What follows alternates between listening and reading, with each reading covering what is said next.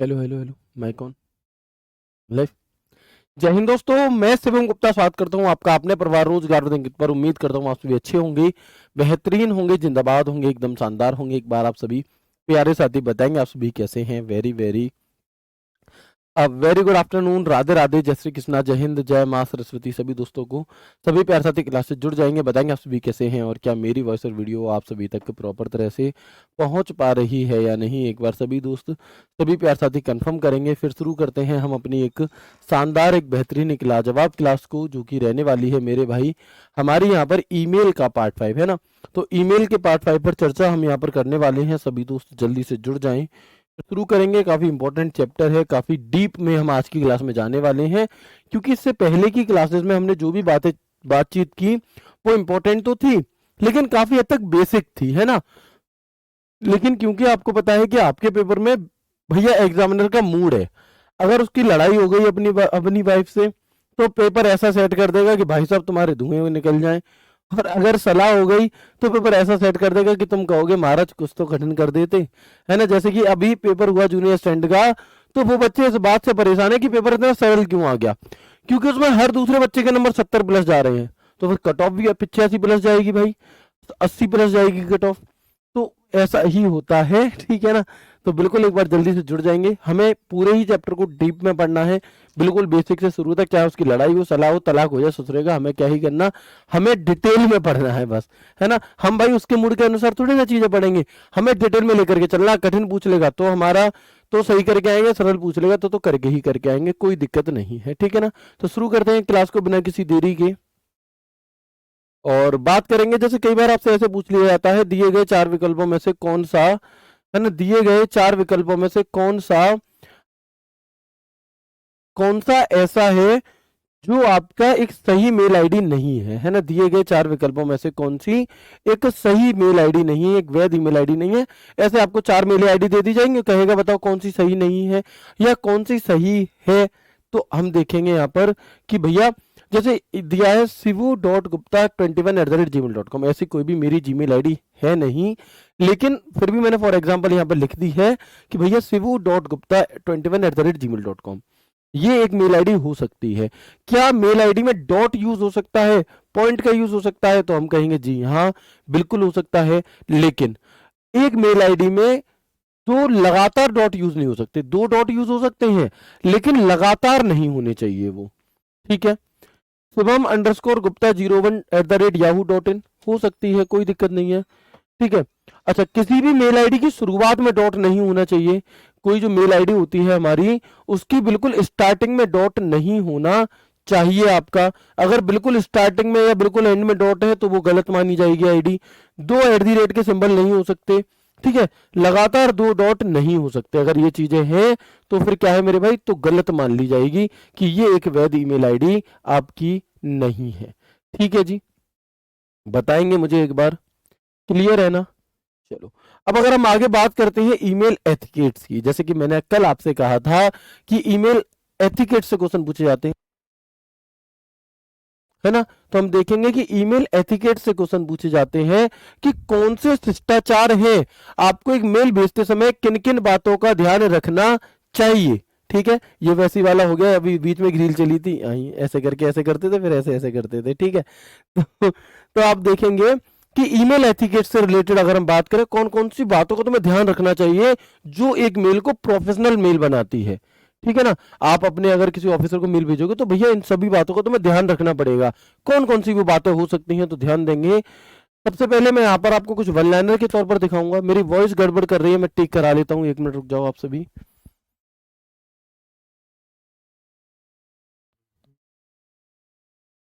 Hello hello hello.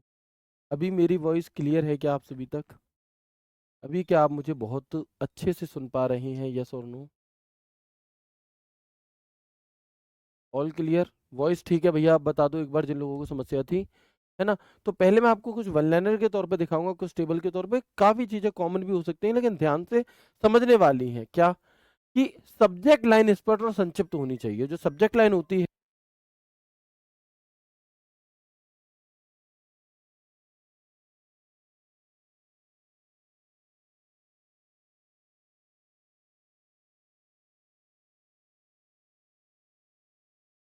मुझे ना एक अर्जेंट काम आया, आपको 5 मिनट रुकना पड़ेगा, आ रहा हूँ।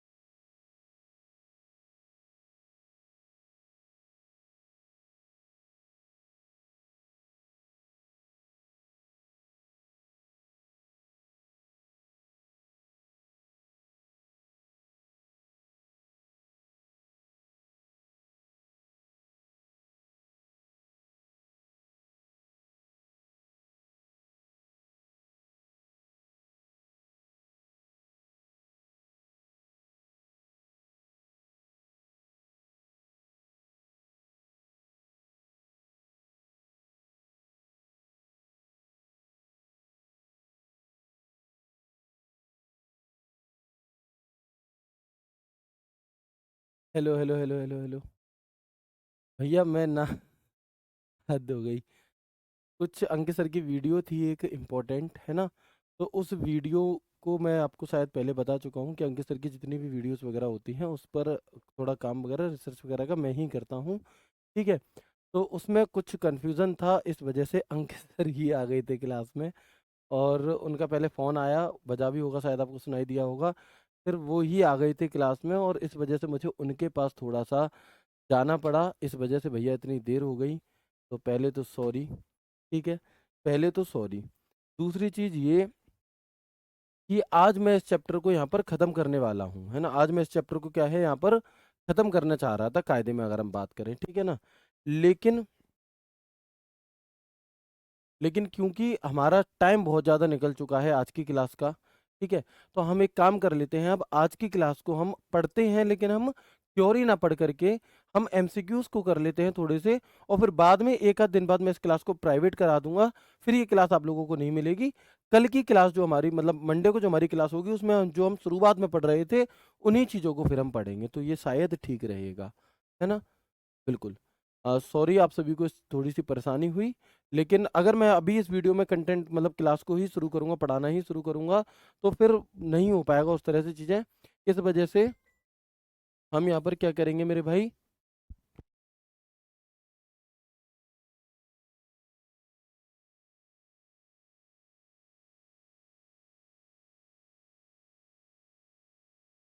ठीक है?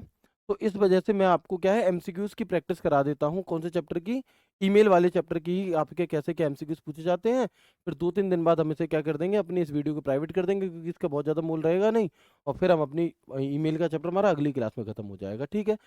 क्योंकि अगर मैं अभी शुरू कर भी दूंगा तो फिर हमें जो अगली क्लास है ना हमारी, उसमें क्या होगा कि फिर हमें 20-25 मिनट की ही क्लास हो पाएगी, फिर वो हो सकता है 15 ही मिनट की हो पाए। इस वजह से आगे बढ़ते हैं, देखते हैं हम एक बार। तो चलो, इस सवाल का उत्तर क्या होगा ये बताओ मुझे। इस सवाल का उत्तर जो है मेरे भाई वो क्या होगा, बताएंगे एक बार? भैया ये भी टॉपिक ही है ना? ये भी टॉपिक ही है, परेशान मत होइए। निम्नलिखित में से किस फोल्डर में ऐसे अप्रार्थित और अनवांछित जंक ईमेल होते हैं जो प्राप्तकर्ताओं की एक बड़ी सूची को अव्यवस्थित तरीके से थोक में भेजे जाते हैं? Which of the following folders contains unsolicited and unwanted junk email that is send in bulk to large list of restaurants in a, ठीक है, मैनर? बताएंगे क्या होगा सवाल का उत्तर?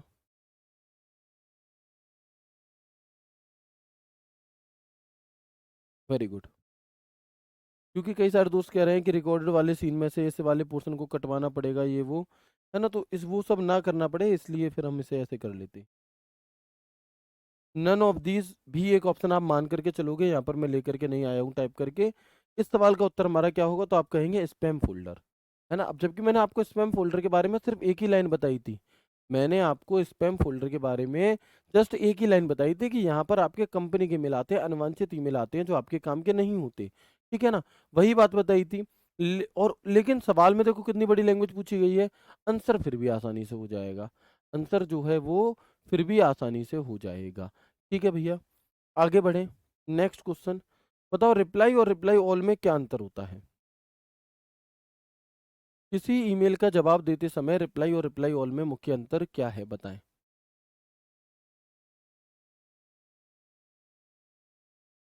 बताएंगे? सवाल आपको दिखाई दे रहा है? पहले पूरा सवाल पढ़ें अच्छे से और फिर बताएं।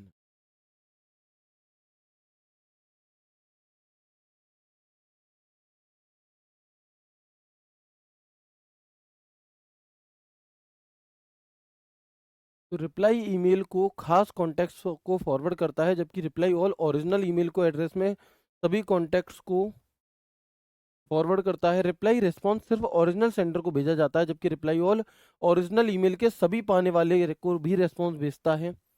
रिप्लाई आपको रिस्पॉन्स भेजने से ओरिजिनल ईमेल के कंटेंट एडिट करने देता है, जबकि रिप्लाई ऑल अपने आप पूरे ओरिजिनल ईमेल के कंटेंट को रिस्पॉन्स में शामिल कर लेता है। गलत। रिप्लाई ओरिजिनल ईमेल से कोई भी फाइल अटैच करता है, जबकि रिप्लाई ऑल रिस्पॉन्स में पूरी ओरिजिनल ईमेल के कंटेंट के साथ, ये भैया ये भी गलत। पहला भी गलत। आंसर कौन सा होगा? बी, कि रिप्लाई रिस्पॉन्स सिर्फ ओरिजिनल सेंडर जिसने भेजा है उसको ही भेजेगा, जबकि जो रिप्लाई ऑल है हमारा, ये उसने और जिस जिसको भेजा होगा उन सब तक वो चीज़ पहुंचेगी। तो आसानी से क्लियर हो गया रिप्लाई और रिप्लाई ऑल में क्या अंतर होता है, ये सवाल आपसे पूछा जा सकता है। नेक्स्ट क्वेश्चन, जब आप किसी ईमेल का उत्तर रिप्लाई देते हैं तो इसका क्या मतलब है बताओ। When you reply to an email what does it mean, what does it mean. ठीक है, सूरज भाई कैसे होता है आप मुझे बता दो एक बार, और कैसे सीरियस होता है कुछ। ठीक है, बताएंगे। आप ईमेल डिलीट कर रहे हैं, जब आप किसी ईमेल का उत्तर देते हैं इसका मतलब क्या, आप कोई डिलीट कर रहे हैं, नहीं। आप किसी दूसरे प्राप्तकर्ता को ईमेल भेज रहे हैं, गलत। आप उसी प्राप्तकर्ता को एक नया ईमेल भेज रहे हैं, आप वही ईमेल मूल प्रेषक को वापस भेज रहे हैं, क्या होगा इसका मतलब। तो आप कहोगे ऑप्शन सी कि आप उसी प्राप्तकर्ता को एक नया मेल भेज रहे हैं। ठीक है, अगला, एक नया ईमेल कंपोज करने की प्रक्रिया में प्राथमिक प्राप्तकर्ता का ईमेल एड्रेस एंटर करने का सामान्य स्थान कौन सा होता है बताओ, कौन सा होता है हमारा, एक बार बताएंगे आप सभी।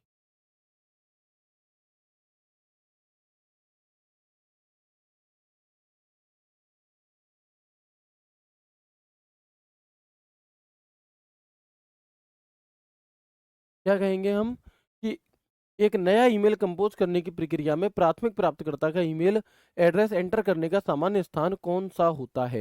When composing a new email what is the usual place to enter email address to the primary recipient, तो हम कहेंगे टू। कहाँ पर आता है उसका नाम, टू में आता है। अगला, what is the full form of CC, तो कई बार पूछी गई है ये full form, carbon copy.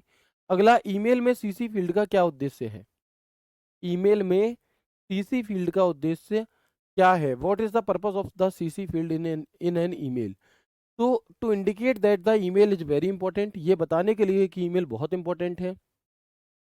To request or read received from the recipient, प्राप्तकर्ता से पढ़ने पर एक्नॉलेजमेंट रीड रिसीव्ड का अनुरोध करना।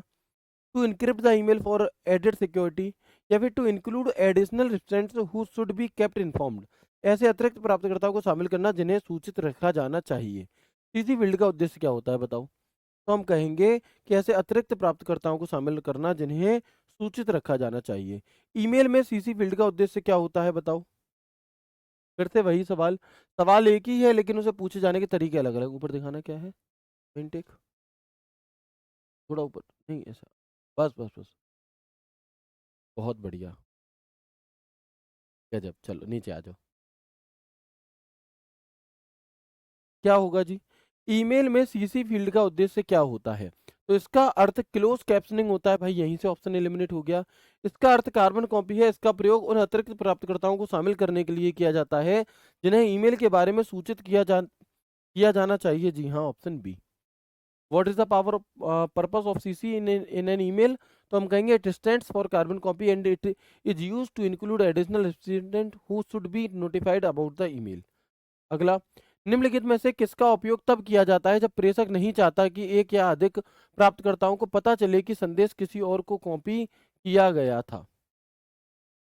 ये जो मेल है हमारा ये किसी और को भी भेजा गया था।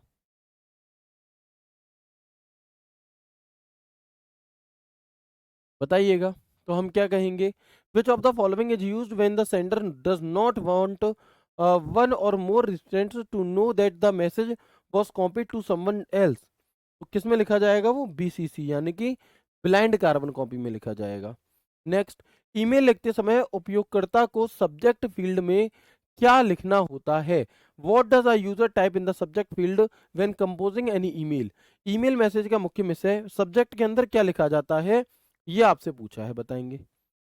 सब्जेक्ट के अंदर आपको क्या लिखना होता है। आप और हम वैसे भी चाहते हैं कि हम अपनी थ्योरी पढ़ने के बाद एमसीक्यूज की प्रैक्टिस करें, कैसे क्वेश्चन पूछे जाते हैं, तो जो काम हम बाद में कभी करते वो हमने आज की ही क्लास में कर लिया, तो इसमें कोई दिक्कत नहीं होनी चाहिए किसी को भी, ठीक है। क्या होगा, तो व्हाट डज यूजर टाइप, तो ईमेल मैसेज का मुख्य विषय, ईमेल को अधिक रोचक बनाने के लिए स्माइली इमोजी, प्रेषक का ईमेल एड्रेस, प्राप्तकर्ता को मेल एड्रेस नहीं। ईमेल मैसेज का मुख्य विषय जो होता है वो सब्जेक्ट है। निम्नलिखित में से कौन सा फील्ड प्राप्तकर्ता को यह दर्शाता है कि संदेश किस बारे में है।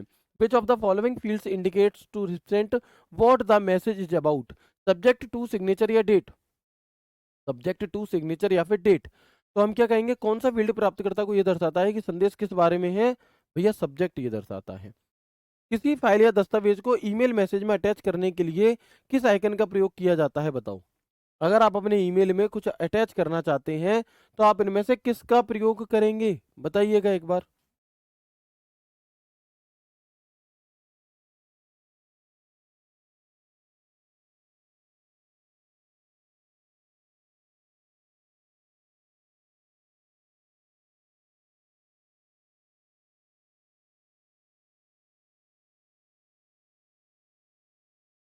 तो हम क्या कहेंगे भैया, पेपर क्लिप आइकन जो है ये सवाल का सही उत्तर है। अगला, निम्नलिखित में से कौन सा विकल्प ईमेल मैसेज का घटक नहीं है। Which of the following is not a component of an email message subject to NCC CC, बताओ। इनमें से कौन सा ऐसा है जो इससे संबंधित नहीं है, तो आप बड़ी ही आसानी से कह देंगे कि जो एनसीसी है इसका संबंध ईमेल से नहीं होता। निम्नलिखित में से कौन सा माइक्रोसॉफ्ट द्वारा प्रस्तुत ईमेल क्लाइंट है। Which of the following is an email client offered by Microsoft, outlook, Gmail, Apple या फिर थंडरबर्ड, बताएं। माइक्रोसॉफ्ट कंपनी का कौन सा है इनमें से, बताओगे एक बार।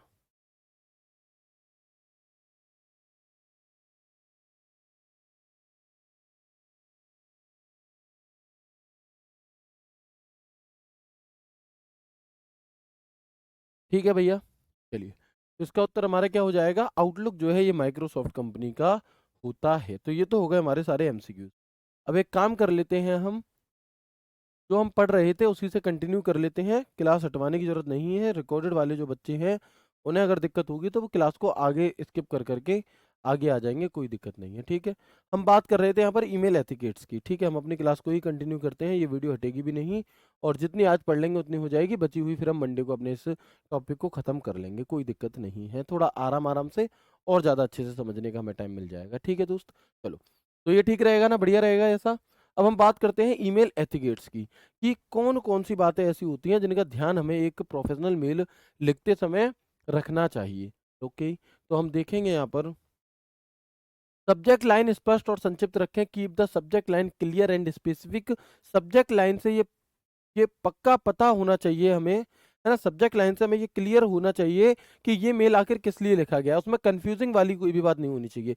जितना क्लियर सब्जेक्ट होगा उतने ही ज़्यादा चांसेस होंगे आपके, है ना, उतने ही ज़्यादा इस बात के चांसेस होंगे कि आपका मेल पढ़ा जाए और आपको उसका रिप्लाई मिले, है ना, और आपको क्या मिले, उसका मेरे भाई रिप्लाई मिले। चलिए, प्रोफेशनल ग्रीटिंग्स का प्रयोग करें। यूज आप polite and professional greetings, dear sir, dear madam, है ना, बिल्कुल इस तरीके से बात करें जैसे बिल्कुल प्यार से। एक बार ये पता करिए कि एक से दो कोई क्लास तो नहीं है। हम्म,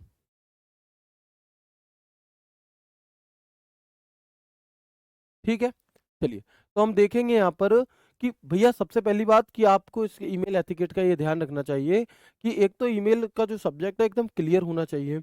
दूसरा ये कि प्रोफेशनल ग्रीटिंग्स का प्रयोग करें। आपको डियर सर, डियर मैडम ऐसे शब्द यूज करने चाहिए। आप बिल्कुल भी खड़ूस जैसे नहीं दिख रहे हो, पोलाइटली लैंग्वेज में बात करनी है। ऐसा नहीं है कि मतलब आप एकदम से बहुत गुस्से में बात करोगे, नहीं।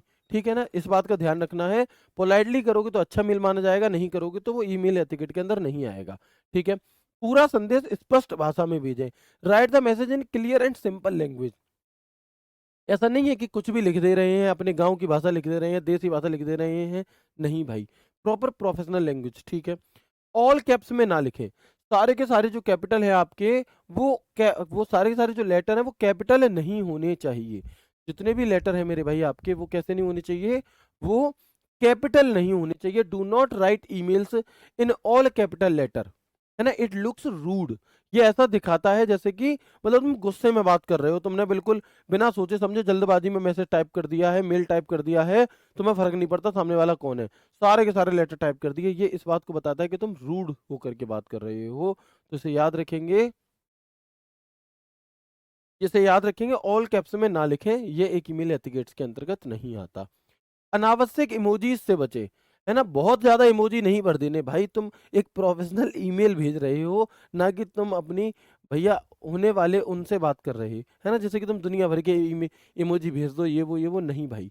जहां पर बहुत ज्यादा आवश्यकता हो वहीं पर इमोजी का यूज करें। अनावश्यक इमोजीज के यूज से आपको बचना है। ठीक है, ग्रामर और स्पेलिंग की जांच लें। स्पेलिंग एरर नहीं होनी चाहिए, ग्रामेटिकल एरर नहीं होनी चाहिए। अगर ग्रामेटिकल एरर हो रही है, स्पेलिंग एरर हो रही है, यानी कि सामने वाला ये समझा जाएगा कि आप, ये मेल हो सकता है फेक हो। क्योंकि भाई जो साइबर अटैक वगैरह करते हैं, तो कई बार ऐसा होता है कि उन लोगों की इंग्लिश उतनी अच्छी नहीं होती, उन्हें कई सारी चीज़ें नहीं पता होती, वहां से कैच हो जाती है। जैसे कल ही हमारे पास एक नोटिस आया, मेरे पास एक नोटिस आया यूपीएसआई की एग्जाम डेट को लेकर के, कि क्या यूपीएसआई की एग्जाम डेट चेंज हुई है। क्योंकि वैसे तो यूपीएसआई के जो पेपर है, होने वाली जो पेपर है वो 13-14 मार्च के आसपास होना है यूपीएसआई का। लेकिन आप देखोगे कि उसके बाद में अगर मैं बात करूं, एक एग्जाम डेट अभी वायरल हो रही है जो जून में एग्जाम दिखा रही है। तो मेरे पास वो नोटिस आया, सर क्या ये सही है? तो जब हमने उस नोटिस को गौर से पढ़ा, ध्यान से देखा, तो उसमें ना वर्तनी एरर थी। अब भाई इतना तो हम मान सकते हैं कि जो भर्ती बोर्ड में बैठे हैं वो वर्तनी एरर तो नहीं करेंगे। ठीक है, तो इससे पता चल जाता है कि ये जो है ये नोटिस फेक है। ऐसे ही हमारे मेल को ये कंसिडर कर लिया जाता है, भले ही वो सही हो, लेकिन उसे फेक कंसिडर कर लिया जाएगा अगर हमने स्पेलिंग एरर वगैरह करी होंगी तो। ठीक है भैया, चलो संक्षिप्त और विषय पर रहें। Keep the email short and to the point. ऐसा नहीं है कि तुम मतलब पूरी लीला ही गा दे रहे हो उसमें, तुम्हें बिल्कुल टू द पॉइंट बात करनी है। ठीक है, जो है ऐसा नहीं है कि अपना इतिहास भी बता दे रहे हैं पूरा, कि मैं ये था वो था, बहुत परेशानी से गुजरा हूँ, भाई नहीं। टू द पॉइंट बात करनी है कि तुमने ये कर रखा है, तुम्हें नौकरी की जरूरत है, XYZ जो भी चीजें हैं वो, है ना। फालतू की बहुत ज्यादा खिचड़ी नहीं बनानी, मेल इतना बड़ा नहीं कर देना कि कोई उसे पढ़े ही ना। ठीक है, चलो ये बात मतलब समझ में आ रही होंगी। बिल्कुल ऐसी बातें हैं कॉमन सी, जिन्हें तुम याद ना भी रखोगे, सिर्फ एक बार देख मात्र लोगे तो उतने में आप कर जाओगे बढ़िया, है ना, एकदम से। ओके, आगे रेस्पेक्टफुल टोन बनाए। जो टोन होगी आपकी मैसेज लिखने की, वो रेस्पेक्टफुल एयर उसमें होनी चाहिए, है ना, रेस्पेक्टफुल होनी चाहिए, एकदम प्यार से, इज्जत के साथ, सर प्लीज, सर रिक्वेस्ट है, ऐसे करके। ठीक है ना। आगे देखेंगे, maintain a polite and respectful tone. Attachment भेजते समय उसका उल्लेख करें। अगर आप कोई अटैचमेंट जोड़ रहे हैं, कोई फाइल जोड़ रहे हैं, तो वहां पर उस मेल में टाइप करते समय भी, उस मेल में आप टाइप करते समय भी ये लिखें कि मैंने इसकी कॉपी नीचे अटैच कर दी है। इस तरह से आपने देखे होंगे मेल, नहीं देखे तो मैं बताऊं कि अगर आप कोई कॉपी वगैरह अटैच कर रहे हैं, कि मैंने उसकी कॉपी नीचे अटैच कर दी है, कृपया आप उसके उसे संज्ञान में लें, ऐसे करके होता है ना, तो वो। ओके, रिप्लाई समय पर दें। किसी कंपनी ने आपको मेल करा, आप रिप्लाई कर रहे हो भाई साहब 4-5 दिन बाद, तो वो तुम्हारा दोस्त नहीं है, वो कंपनी है, वो हो सकता है तुम्हारे, फिर तुम्हें सीरियस ही ना ले। सीसी बीसीसी का सही प्रयोग करें। ऐसा नहीं है कि जहां पर जरूरत नहीं है वहां पर भी बस ऐसे ही सीसी बीसीसी का यूज कर लिया, नहीं। पब्लिक कंप्यूटर पर लॉग आउट करें। अगर आप किसी पब्लिक कंप्यूटर पर काम कर रहे हैं, यानी कि अगर आप किसी साइबर कैफे में जाकर काम कर रहे हैं, या किसी और व्यक्ति विशेष के कंप्यूटर पर जाकर काम कर रहे हैं, किसी ऑफिस में जाकर के काम कर रहे हैं, तो आप क्या करेंगे, वहां पर अपनी आईडी को लॉग आउट कर करके आएंगे। ठीक है, ऐसा नहीं है कि लॉग इन ही छोड़ा ही। प्रोफेशनल ईमेल सिग्नेचर जोड़ें। मैंने आपको बताया था ईमेल सिग्नेचर क्या होता है। प्रोफेशनल मेल जो होते हैं उनके नीचे एक बॉक्स सा आता है, उस बॉक्स में proper mail ID, address, company का नाम, प्रोफाइल बटन, ये सब कुछ दिए होते हैं, है ना। तो add a proper email signature with name and contact. Unnecessary forwarding से बचें। अवॉइड फॉरवर्डिंग इररिलेवेंट और स्पैम ईमेल, है ना, बिना मतलब की अगर कोई चीज काम की ना हो हमारी, तो उसे ऐसे ही फॉरवर्ड ना कर दें किसी को भी। ठीक है, और कॉन्फिडेंशियल जानकारी सावधानी से बेचें। जो ऐसी जानकारी है जो मतलब सिक्योरिटी पर्पज से रिलेटेड हो सकती है, या जो ऐसे ही नहीं, तो उसे बहुत सावधानी से बेचें। सर डिपार्टमेंट भी स्पेलिंग एरर कर देता है, बिल्कुल कर देता है, मैंने खुद पकड़ी है, क्योंकि हर एक नोटिफिकेशन की वीडियो जो आती है RW चैनल पर, उसे मैं ही क्रिएट करता हूँ, उसे मैं ही उस पूरी डिटेल को, पूरे 100-150 पेज की PDF को बना करके शॉर्ट में निकाल करके देता हूँ। तो मैं सारे नोटिफिकेशन पढ़ता हूँ, मैंने खुद देखा है कि एरर, कि SSC जैसी बड़ी संस्थाएं भी गलतियां करती हैं, लेकिन ये मतलब ऐसा नहीं होना चाहिए, है ना, ये एथिकेट्स के अंतर्गत नहीं आता। ठीक है, चलो क्लियर है जी। तो ये तो हमने बिल्कुल वन लाइनर, 15 वन लाइनर सीधे सीधे जान लिए। अब हो सकता है वही कुछ बातें रिपीट हो जाए, हो सकता है कुछ पॉइंट और आपको नए मिलेंगे, जैसे कि क्या है जी, सबसे पहले what should be in a good email, है ना, और what should not be in a good email. अब आपके मन में एक सवाल उठ रहा होगा कि कौन सी बातें तो ऐसी हैं जो एक गुड ईमेल के अंतर्गत होती हैं, और कौन सी बातें ऐसी हैं जो गुड ईमेल के अंदर नहीं होनी चाहिए। तो देखें कि स्पष्ट और अर्थपूर्ण सब्जेक्ट लाइन होनी चाहिए, clear and meaningful subject line, खाली नहीं होना चाहिए, भ्रामक नहीं होना चाहिए, है ना। मतलब एक तो ईमेल एड्रेस आप खाली नहीं छोड़ोगे सब्जेक्ट को, अगर खाली छोड़ दिया तो वो एथिकेट्स के अंदर नहीं आएगा। दूसरा, भ्रामक नहीं होना चाहिए, कंफ्यूजिंग वाला नहीं होना चाहिए। विनम्र और पेशेवर भाषा होनी चाहिए, अभद्र, अनौपचारिक या स्लैंग भाषा नहीं होनी चाहिए। आजकल आप लोग इंस्टाग्राम पर देख रहे होंगे, आजकल आप देख रहे होंगे कि उसमें आता है लिखा हुआ कि आप ऑफिस क्यों नहीं आए, है ना? तो उसमें क्या होगा, उसमें क्या होगा, मतलब उल्टी सीधी ऐसी एक लाइन में जवाब दे दिया होगा, मेरा मन नहीं लगता वहां पे इसलिए नहीं आया, है ना? कि अब नहीं आना, अब मुझे क्या करना, उल्टे सीधे एक एक एक मैसेज में ही रिजाइन दे दिया। नहीं, है ना? पोलाइटली वे होना चाहिए, अभद्र भाषा, अनौपचारिक या स्लैंग लैंग्वेज का यूज नहीं करना चाहिए। उचित ग्रीटिंग, ये बता चुके हैं, है ना? ग्रीटिंग का अभाव अगर दिखेगा तो वो अच्छा ईमेल नहीं माना जाएगा। संक्षिप्त व शॉर्ट एंड क्लियर मैसेज, अनावश्यक लंबा ना हो, सही पैराग्राफ व स्पेसिंग, प्रॉपर पैराग्राफ वगैरह का यूज हो। पूरा मेल एक ही पैराग्राफ में ना ही होना चाहिए, ऐसा नहीं है कि पूरी तो मैंने रामायण से लिख दी इतनी लंबी, नहीं भाई। तुम्हें जहां पर लग रहा है कि ये एक अलग पैराग्राफ है तो कॉमा वगैरह प्रॉपर होने चाहिए। सही ग्रामर व स्पेलिंग एरर, इसमें मतलब सही ग्रामर व स्पेलिंग होनी चाहिए, स्पेलिंग एरर नहीं हो, grammar grammatical error, spelling error नहीं होनी चाहिए। सीमित रूप से बोल्ड का प्रयोग, ऐसा नहीं है कि तुमने पूरा ही पूरा टेक्स्ट कैपिटल कर दिया, सब कुछ बोल्ड कर दिया, सब कुछ इटैलिक कर दिया, नहीं, है ना? ज्यादा डार्क या बोल्ड फॉर्मेटिंग नहीं होनी चाहिए। सामान्य सेंटेंस केस जो होते हैं हमारे, है ना, वो होना चाहिए आपका सेंटेंस केस, जैसे कि नॉर्मली हम लिखते हैं। पूरा टेक्स्ट कैपिटल लेटर में, ऑल कैप्स वगैरह में लिखना गलत है। संक्षिप्त अटैचमेंट का नीचे उल्लेख करें, बिना बताए अटैचमेंट भेजना ये गलत माना जाएगा। सही क्लोजिंग, जब लास्ट में हम करते हैं मेल, जब हम लास्ट में भेजते हैं तो क्लोजिंग सही तरीके से होनी चाहिए आपकी, कि थैंक यू सर डी ऐसे करके, ठीक है ना? पूरी नौटंकी करवाएगा ये। बिना क्लोजिंग के मेल समाप्त करना, ऐसा नहीं है कि ये करने की वो करे बस काम खत्म, नहीं, प्रॉपर धन्यवाद, है ना, आपका प्रिय, ऐसे करके जो हम लिखते थे ना बचपन में अपनी एप्लीकेशंस वगैरह, उसमें नीचे लिखते थे ऊपर महोदय, बिल्कुल वही सब चीजें आपको याद रखनी है। पेशेवर email ID, professional email ID का यूज करें। निक नेम वाली फनी ईमेल आईडी नहीं होनी चाहिए आपकी। ओके।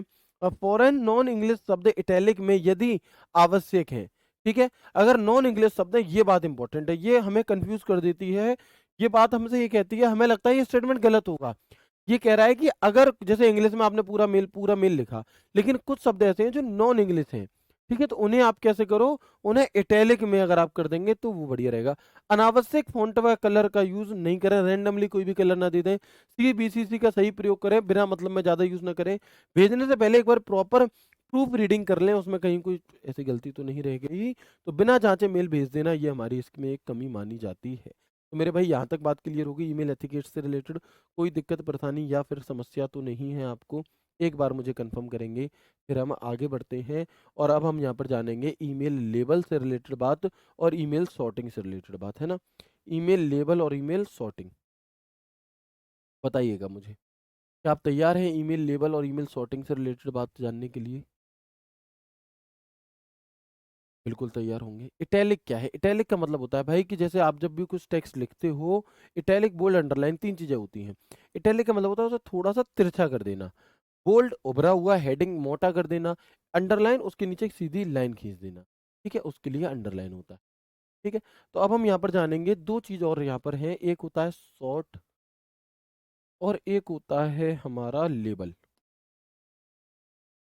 क्या होता है जी शॉर्ट और क्या होता है लेबल? देखिए, कई बार ऐसा होता है, आप लोगों ने देखा होगा कि हमारे पास बहुत सारे मेल आते हैं, हमारे पास क्या है कि बहुत सारे दुनिया भर के मेल आते हैं, ठीक है? अब जब दुनिया भर के मेल आते हैं और मैं ऐसा करना चाहता हूँ कि मैं उन सबको अलग अलग कैटेगराइज करना चाहता हूँ कि मेरी कंपनी की तरफ से मेल आए तो वो मुझे यहाँ दिख जाए, भले ही वो कॉमन ऑल इनबॉक्स में हो, लेकिन मुझे वहां पर ना देखना पड़े, एक साथ मुझे दिख जाए सारे। मान लो कंपनी की तरफ से आज एक मेल आया, 3 दिन बाद एक मेल आया, उस बीच में और भी कई सारे मेल आए होंगे, तो दिक्कत होती है वहाँ पे, है ना? लेकिन आप चाहते हो कि कंपनी, इस कंपनी के मेल एक साथ, इस बैंक के मेल एक साथ, ऐसे करके। जैसे आप देखते होंगे, फॉर एग्जांपल अगर मैं आपसे कहूँ, जैसे हमारे घर पे राशन आता है जब, ठीक है? जब घर पे राशन भर के आता है तो एक ही थैले में क्या होता है, एक ही थैले में तो भाई साहब अरहर की दाल होगी, एक में मूंग की दाल होगी, एक में उड़द की दाल होगी, यही पता ही नहीं चलता कौन सी वाली कौन सी होती है, पहचानने में नहीं आती, ठीक है? अब ऐसा तो नहीं है कि उस सबको तुम एक ही डिब्बे में भर दोगे दाल को, भाई बड़ी समस्या होगी फिर तो हम क्या करते हैं कि उसे फिर रसोई में प्रॉपर तरह से सेट करते हैं, इस डिब्बे में ये, इस डिब्बे में ये, एक खाना होगा जिसमें दाल दाल दाल रखी होगी, एक में ये रखा होगा, ऐसे करके। ऐसे ही हम अपने मेल बॉक्स को भी सजा सकते हैं, ऐसे ही हम अपने मेल बॉक्स को लेबल लगा करके सजा सकते हैं। अच्छा, कैसे करते हैं? कई बार देखा होगा कि बूरा और ची और नमक एक जैसे लगते हैं, तो हम उसके ऊपर एक लेबल लगा देते हैं कि ये क्या है, ये आपका बूरा है। बूरा जानते हो, जो मीठा होता है खाने में, है ना, पिसी हुई चीनी टाइप का। और एक होता है नमक, देखने में एक जैसे लगते हैं, तो हम उस पर लेबल अगर स्टिकर अगर हम उस डिब्बे पे लगा दें तो कन्फ्यूजन ही दूर हो जाएगा। ऐसे ही हम अपने ईमेल्स को लेबल कर देते हैं और उससे हमें फिर इन्हें कैटेगराइज करना, इन्हें पढ़ना, इन्हें डिलीट करना काफ़ी आसान हो जाता है। कैसे? आइए जानते हैं। ठीक है, आइए जानते हैं। वैसे मैंने आधे से ज़्यादा लेबल आपको समझा दिया है, बस फॉर्मेलिटी के तौर पर रह गया है कि ईमेल में लेबल का उपयोग विभिन्न श्रेणियों या फ़ोल्डरों के अंतर्गत ईमेल को व्यवस्थित करने के लिए किया जाता है। Labels in emails are used to organise email under under different categories और फ़ोल्डर। ओके, लेबल का प्रयोग ईमेल को व्यवस्थित करने, ऑर्गेनाइज करने और उसे सॉर्ट करने के लिए किया जाता है। किसके लिए? और उसे सॉर्ट करने के लिए किया जाता है। आप आराम से उसे कैटेगराइज कर दो और फिर उसे क्या कर दो मेरे भाई? सॉर्ट कर दो। ठीक है, सॉर्ट का मतलब क्या है? उसे एक ऐसे क्रम में लगाना कि मतलब जो नए नए मेल है वो सबसे ऊपर दिखे, जो पुराने हैं वो सबसे नीचे दिखे, तो इस तरह से उसे सॉर्ट करने के लिए। लेबल असाइन करने का मतलब है कि आप ईमेल को एक किसी कैटेगरी में रख रहे हो, ये है। ठीक है, एक ईमेल पर एक से अधिक लेबल लगाए जा सकते हैं। यानी कि आप एक ईमेल पर ऐसा भी कर सकते हो कि वो आरडब्ल्यू ऑफिस वाले में, मतलब जैसे मान लो कोई कंपनी है ना, तो उस कंपनी की फोल्डर में भी रहे, आप चाहते हो ये उसमें भी रहे, तो एक ही मेल पर एक से अधिक लेबल भी लग सकते हैं, वो दो जगह सेट हो जाएगा आपका। ठीक है, ठीक है, ओके। इसके अलावा लेबल एक विशिष्ट फ़ोल्डर में ईमेल को वर्गीकृत करने जैसा है, लेकिन ये और भी लचीलापन देता है। यानी कि जो लेबल है वही बातें हैं, इसे किसी स्पेसिफिक ईमेल को आप क्या अलग-अलग कैटेगराइज़ कर सकते हैं और ये काफ़ी आसान होता है। ठीक है? किसी ईमेल पर लेबल असाइन करना उसे किसी विशेष फ़ोल्डर में ले जाने के समान है, बिल्कुल वही बातें रिपीट हो रही हैं। हम अपने इनबॉक्स को सॉर्ट करने के लिए ईमेल में लेबल का प्रयोग कर सकते हैं, जिससे कि ईमेल हमारा आसानी से सॉर्ट हो जाए और हम एक ही ईमेल पर एकाधिक लेबल भी लगा सकते हैं। जैसे आप देखेंगे फॉर एग्जांपल मेरे इनबॉक्स में मेल यहाँ आते हैं, लेकिन मैंने क्या करा, एक लेबल बना दिया आरडब्ल्यू ऑफिस मेल के नाम से। अब मेरा जो भी आरडब्ल्यू का ऑफिस का मेल आएगा मैं उस पर इस वाले लेबल में ऐड कर दूंगा। उससे क्या होगा कि जो आरडब्ल्यू आरडब्ल्यू वाले मैसेज होंगे वो मुझे यहाँ देखने के लिए मिल जाएंगे। इनबॉक्स यहाँ है लेकिन आरडब्ल्यू ऑफिस मेल वाले मेल मुझे यहाँ पर देखने के लिए। ठीक है दोस्त, समझ में आ गया लेबल क्या है कुल मिलाकर के? लगाते कैसे हैं? यहीं पर ऐड लेबल का ऑप्शन आता है नीचे, वहां से हो जाता है। ठीक है जी, चलो ठीक है भैया, ओके। तो ये तो हो गई जी बात लेबल की, है ना? आगे बढ़े। ऑल क्लियर है, एक बार यस करके मुझे कंफर्म कर देंगे आप सभी, देन हम आगे बढ़ते हैं और कुछ और बातों पर भी चर्चा करेंगे।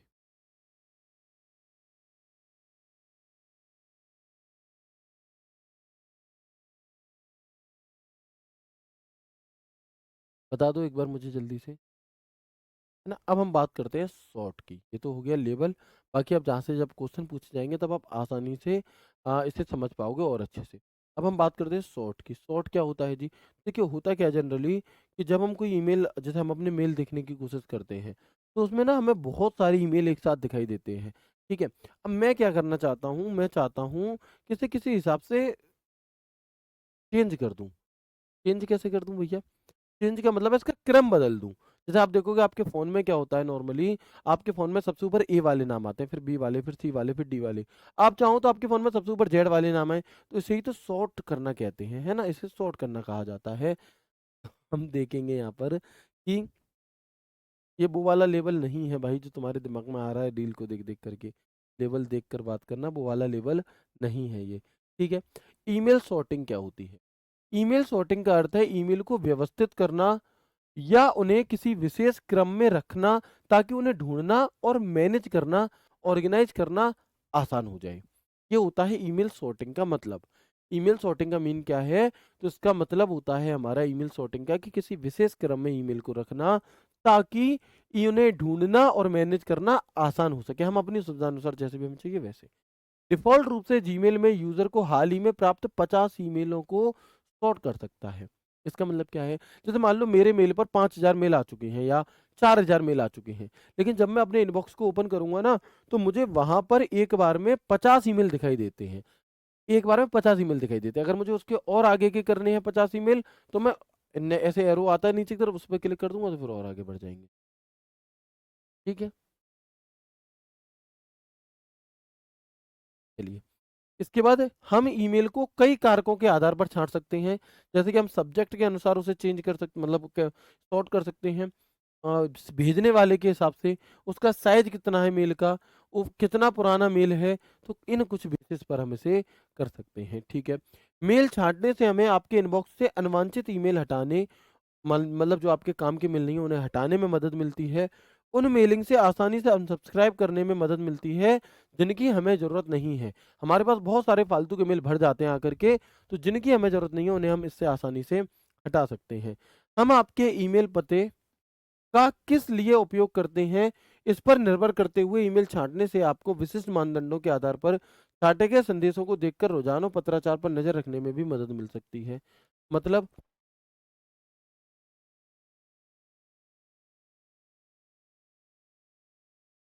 ठीक है भाई, मतलब इस बात का क्या मतलब, ये समझने वाली बातें हैं भैया, रटनी नहीं है। शॉर्ट लेबल में क्या डिफरेंस है? बहुत डिफरेंस है भाई। शॉर्ट का मतलब है कि उसे क्रम बदलना, उसके रख, जैसे डिब्बे तुमने बना दिए। लेबल का मतलब है कि आपने किस डिब्बे में क्या सामान रखना है उसे ऐसे करके सेट कर देना।